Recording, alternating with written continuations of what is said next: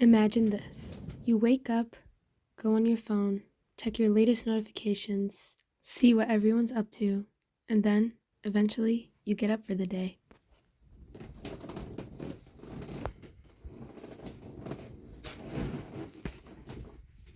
You have a routine, or maybe not. Whatever it is, you know exactly what you do, and only you.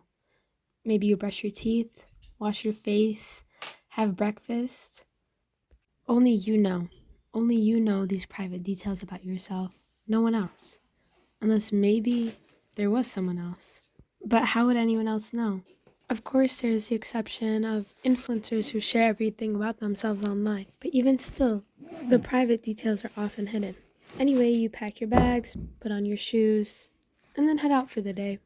As you leave your home for your first class, you map out the rest of the day in your head.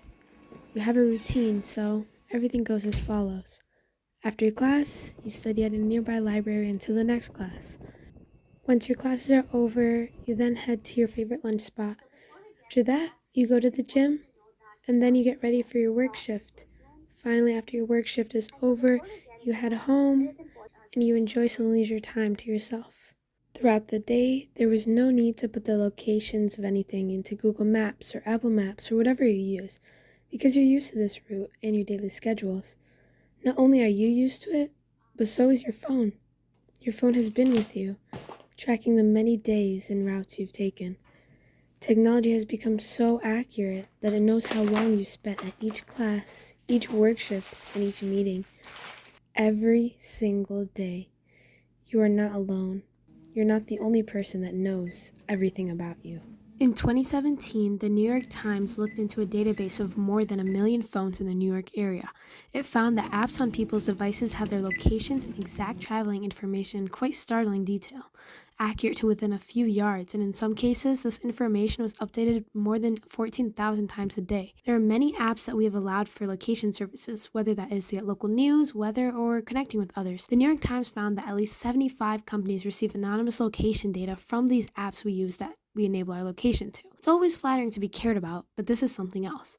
These companies are selling, using, and analyzing our data to cater to advertisers, retailers, and even hedge funds seeking insights into consumer behavior. These businesses say that they're just interested in the patterns of the people, not specific identities. Yet, the information they have from location or browsing information is so precise that they can easily identify a person without any consent. Or did we give that consent? There's a phenomenon called the privacy paradox, a term coined by Barry Brown, who noticed that the use of supermarket loyalty cards was inconsistent with privacy concerns of the customers. Barry Brown and Hertzsprung described that the privacy paradox is the way that we naively continue to believe that we have complete rights over our data and information on the online world, all while still carrying our phones everywhere we go and mindlessly signing up for apps, subscriptions, and loyalty programs all the time. However, this just seems like we're blaming the naivety and ignorance of the people.